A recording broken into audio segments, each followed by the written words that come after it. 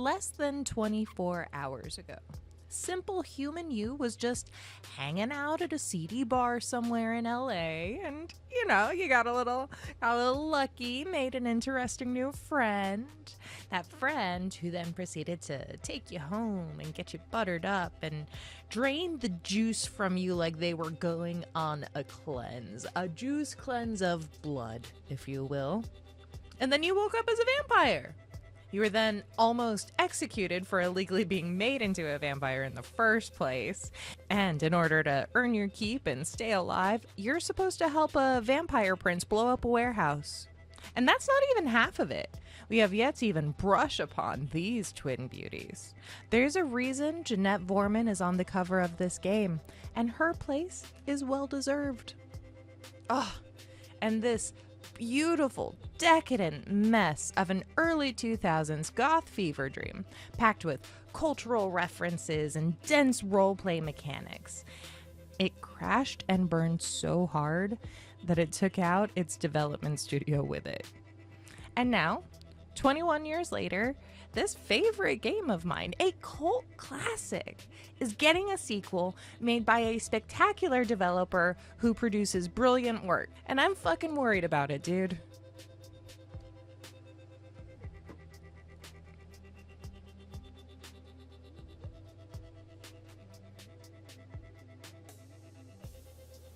Honestly, I became obsessed with Vampire the Masquerade Bloodlines as a kid right when it came out.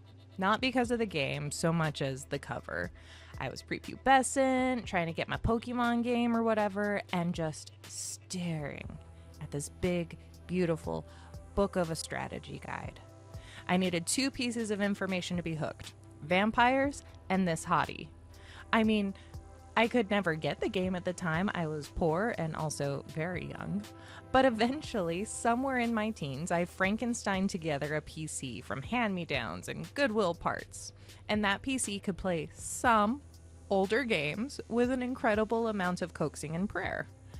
By this time, the time when I could finally play this game that had plagued my tiny goth fantasies for years, I discovered that there wasn't really a legitimate way to get the game to the mainstream, if they remembered it at all.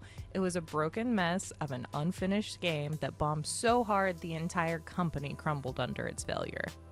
That's not actually what happened. That's like an insanely simplified version of events, but that's not what I want to focus on today. If you want the gory details, check out Ragnarok's video. It is spectacular. Instead, I want to focus on the subjective memory of the game and the super wibbly-wobbly subjectivity of excitement and experience and becoming old and jaded. My subjectivity, specifically. And hi, I'm Mercy, by the way. This is my video on a channel that I co-run, so, my POV. I am super curious about your POV, but please, remember, we're all just vampires here. Be cool about it, dude. For the record, I do also play the tabletop version of Vampire the Masquerade, if you couldn't guess. Or aspirationally, I do. As with all tabletop games, the challenge is actually coordinating a group to play it with. And esoteric and finicky as it is, Bloodlines is a great way to get the vibe without the logistics or the impressive cost of wine.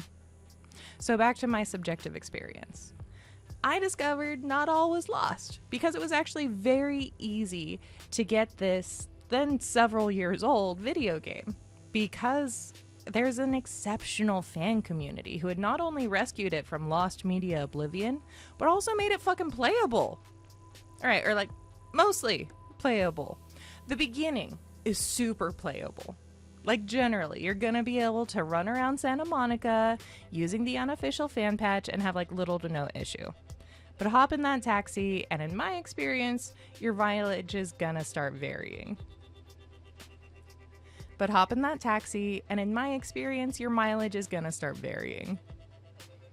And And that is perfectly fine by me. The fact that Santa Monica is this beautiful nostalgia trip through traumatized twins and possessed art galleries and haunted real estate listings.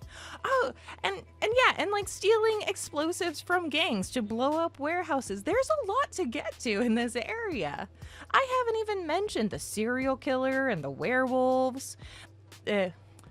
We haven't even thrown a rock into the depth of the role-playing that is available right friggin' now in this 21-year-old broken game. Like, how cool is that? Just on principle alone. Once I got that patch and ISO running, I was the happiest little weirdo in Wyoming at the time. I was consumed by my exact favorite flavor of overwrought, decadent melodrama and camp humor. I had my sexterity up, my Malkavian clan. This sexy psycho is about to make LA her bitch.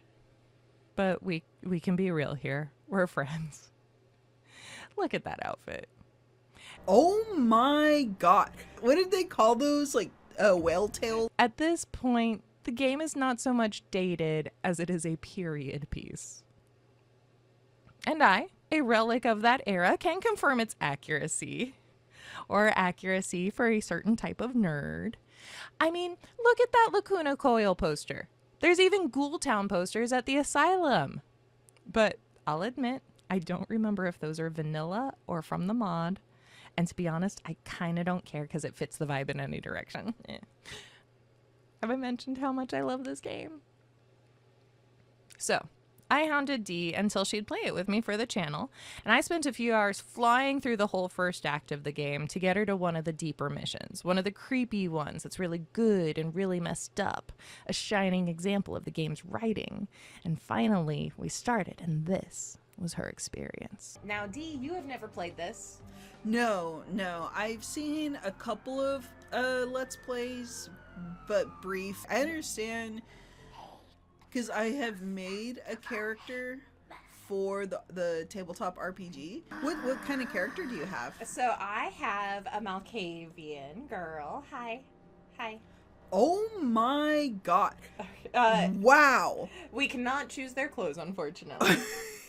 What did they call those? Like, whale tails? Yeah, definitely whale tail for the ages here. We got lost a lot, which is fair.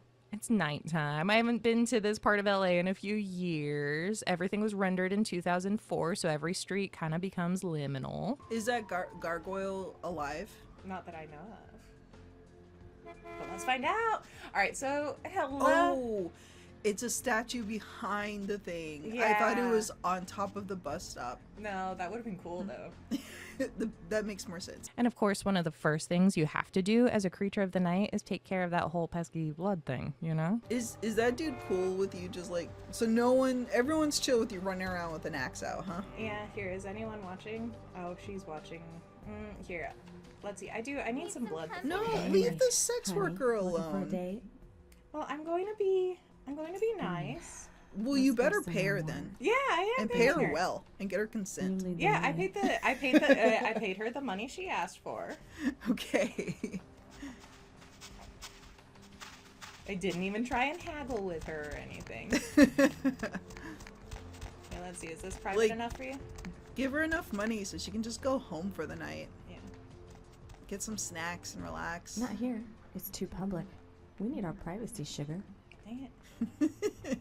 I guess she part-time maybe works in a diner. Baby. Hey, Shu, what can I get ya? 2 cakes and a black coffee. You got it, Shug.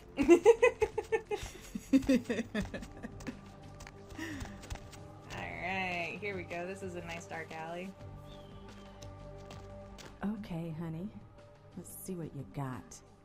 With relish and mustard.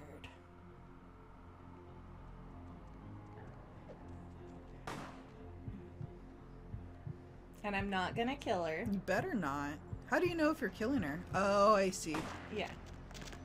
Hey, Where's... stop, man. What the fuck? Where'd you Wait. go, dude? Oh, okay. Okay, he's in the middle of his own thing. And then Oh, she's just okay. kind of in a trance. Okay. See, it's not that bad. Oh, okay. You're gonna leave her in the alley where there's a bunch of, like, dudes running around with guns? Well, that's why I'm seeing what the hell they're doing. Oh, okay. Hey, stop right there. You better not hurt her. Whoa, what is going on? Is there like a gang war?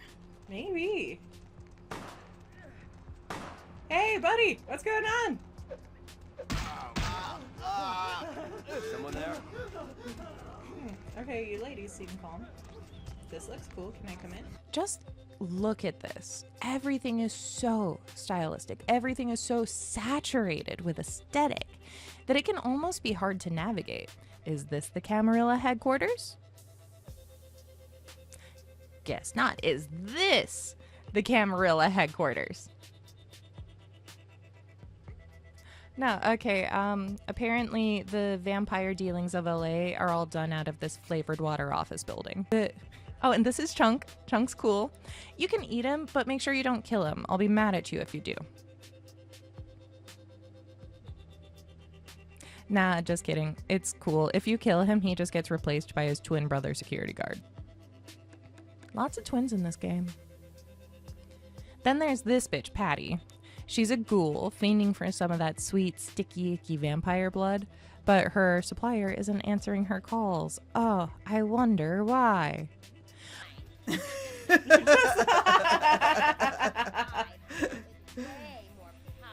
Oh, how good for you. Good, because you're not getting any of it, you little asshole. Sure, she's trying to get me to hook her up, but girl, this is not the way you do it. Acting all high and mighty and shit, like I'm not the vampire and you're not the weak-willed human with a craving. Mind you, I'm still only like a night old, but it's been a hell of a night, right? Honestly, I could be getting myself into a lot more hijinks, like inserting myself in the middle of this turf war. But it's spooky season, and we are visiting the prince for a reason. Whoa, what is that thing? I mean, he's with that guy. Let's find out. Long story short, there's a cargo ship with a suspicious sarcophagus on it. It's a whole thing, and we're supposed to get on that ship and take care of the problem. Oh, and there's also this disease going around, and the CDC is just appearing on the streets with their muffled speech. And God, I love this game. All right, cool. So we've got our mission. Let's go. Just gotta get past this. Just gotta convince this cop that we're a reporter. whoa, whoa! What the fuck? Be cool, man. Be I thought we convinced him. Well, we convinced one of them. I guess not the others. Who's shooting at me now? You? Okay. Well. Ah, fuck. Ah, fuck. Okay, I guess this guy's not in on it. All right. I just gotta convince this guy we're a reporter. Hide from this guy. Okay. I'm just gonna hide from you. Fuck! Okay. Reporter. Hide. Wait. Fucking clear. Okay. Get my stuff. Oh, okay. All right. I could use a little blood. Let's get this. Yeah, yeah. Fuck! Where the fuck were you hiding? This went on for a while. See, unless you are a game like, say, Baldur's Gate, with all of the money and D&D wind behind your sails, there can end up being a certain trade-off, especially back in the early 2000s. See, you can have walls and walls and text. You can have walls and walls of text and rich dialogue options, but that means that the combat mechanics are probably not going to be awesome. They're not the focus. And when you have an unfinished 20-year-old game that had to be modded over the course of decades to run properly. Look, we're not sneaking through some Last of Us clickers as Ellie or hanging petty criminals from gargoyles like Batman yet. We're trying to just not get shot by this 6-pack of donuts, okay? We're trying to just not get shot by this 6-pack of donuts, okay? And guess what? That is like exceedingly hard in this game sometimes. And that's ultimately how this playthrough ended. with Dee wandering off for snacks and me wishing that I had just gone through the Vorman sister quests again. To this day, Cronia is still crawling around on those shipping containers. To this day, you can still see Cronia crawling around on those shipping containers, dreaming of what lies under that broken sarcophagus lid. And Dee will never know. Now, with the complex legacy of Bloodlines behind us, we can start talking about why I'm so anxious about this new game. Don't get me wrong. I want it to be good. I want it to be spectacular. I want to use it to show Dee how kick-ass this game can be when it runs well and is designed for modern sensibilities. That is genuinely what I am hoping for. But I have some reservations.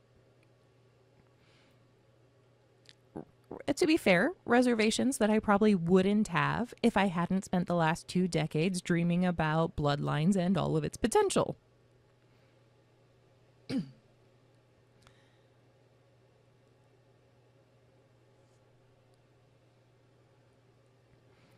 Among all of the DLC clans, which does raise a kind of a cash-grabbing red flag for me for real, even if I did pre-order the top tier. Shut up, don't judge me. If this game turns out good, that will be a top tier decision. Except, we still don't have playable Malkavians. Except for the one in the main character's head, which is supposedly the secretly playable Malkavian. But that's not what I'm here for. I want to go into the character creator, dial up my charisma, my manipulation, my lady parts, delusion, and go upon Seattle. But I will say, the Malkavian clan in particular does add a level of complexity to the gameplay. And considering the tight runway that the developers were working with, I get not including a clan that requires translating every dialogue option into divination moonspeak. Speaking of that timeline, one of the things that Dee and I do sometimes when we're just hanging out, maybe a little too high to like actually play a game, but still very much in the video game vibe, is we'll catch up on trailers from video game conferences and the like, put on a playlist or whatever and see what's coming out into the world. So imagine my hype in 2019 when I see a 4.5-minute trailer where we're not only seeing clips of cool shit all smooshed together, but actually some semblance of basic find this person message with gameplay. Holy shit, it's real, it's really happening, it's here, I'm just waiting on that release date, but otherwise, it's here, I'm here, let's go. I mean, I am a little wary, let's be real. I liked Duke Nukem Forever more than most people did, but that is not a high bar. Like, I laughed a few times and didn't totally despise it, but that doesn't mean that I wasn't deeply disappointed. And this game is very quickly approaching Duke Nukem Forever expectations. We are about to crack 2 decades here. That is basically Half-Life 3 levels of guaranteed cannot live up to the hype. And so much of what makes the original game great is how intrinsically a part of its era it is. Just like Duke Nukem. One of the many issues with Duke was how poorly his era of humor aged. Just really highlighting how out of place he was in pulp culture now. And as much as I have an intense nostalgia for new millennium, new metal goth, that shit is as dated as an Emily the Strange chain wallet tethered to a chunky statement belt on your low-rise jeans. And 15 years is not quite long enough for a passé to circle all the way back around to charming for the general public, you know?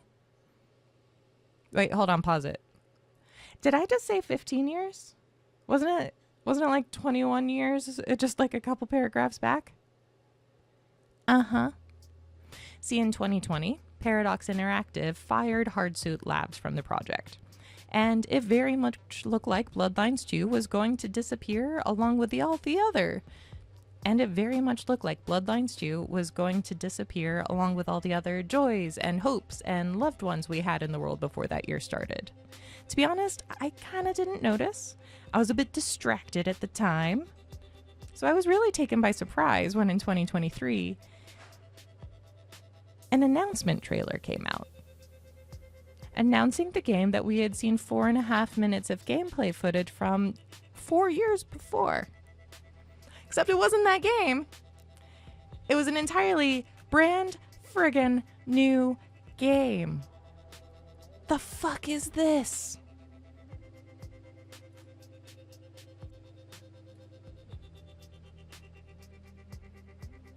Now, I love me some Still Wakes the Deep as much as the next guy, if not more. It is a great game and a masterpiece of cosmic horror.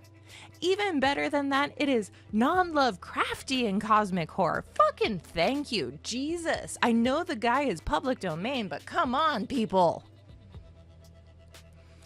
Just look at Dear Esther and Everyone's Gone to Rapture to know that the Chinese room know how to write some compelling fucking story. Enough to make not one, but 2 of their games landmarks in the walking simulator genre. The strengths of Bloodline 1 The strengths of Bloodlines 1 are based in its spectacular and in-depth writing. I know that the Chinese room know how to do that. I also know that they know how to make a beautiful horror game with intuitive, modern controls and solid pacing and gameplay. What I also know is that they have all of the same weights of expectation and worry that I had before, but then they get to try and piecemeal all of this together using assets from a fired developer that have been sitting on a shelf for who knows how long, and rewrote them into an entirely new game in just a couple of years. All right, actually, shit, let's pause again for a second. See, this is why it's nice to just talk into a microphone sometimes. When you have to explain things back, it makes you think about it a little differently, you know? And I mean, like, yeah, the Chinese room did actually really make their name by utilizing the assets of other games and releasing standalone story titles from them. Amnesia: Machine for Pigs started as a mod for Amnesia: The Dark Descent. Dear Esther was a free mod for the Source game engine.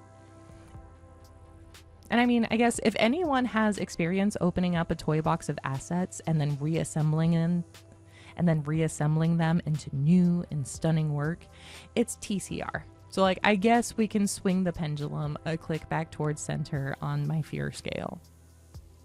And speaking of toy boxes, I can only assume that with a community that continues to patch and upgrade Bloodlines 1 with the same commitment that EA forces upon The Sims 4, at least a subset of that community has to be excited for a new sandbox. If even a fraction of the VTM modding fanbase sticks around for Bloodlines 2, they could release yet another steaming turd and the community would polish it down to an esoteric pearl again. But that's not what I want. I don't want another cult classic for only the nerds who are hands-on enough to crack ISOs. I want Baldur's Gate 3 for the World of Darkness. When it's no longer October and all the seasonal goths have disappeared from my local gaming shop, I want to be able to boot up my PC and fall into the dark night of Seattle. There I, an ancient, undead, sexy crazy lady, can unravel the night. And it's hard to keep that immersion going when the game keeps crashing. Hey, it's Mercury again. Thank you so much for watching. I know you have a choice in your entertainment, and I appreciate you choosing me. If you like this video, hit the like button. If you didn't, leave a comment still, and let's talk about it. I'm not blowing smoke when I say that every like and comment genuinely fuels me in making more content like this. If you want to see more from me in general, make sure that you subscribe and turn on notifications. I am a teeny tiny channel with a working person's upload schedule, so that can be the only way I actually show up in your feed sometimes. If you happen to be into Let's Plays, check out chronic.exe where we where we hang out and play games. Think of all the parasocial fun of like mukbangs, but instead it's playing video games with your friends instead of gossiping at lunch. Regardless, take care of yourself and be good to each other out there, okay? Bye.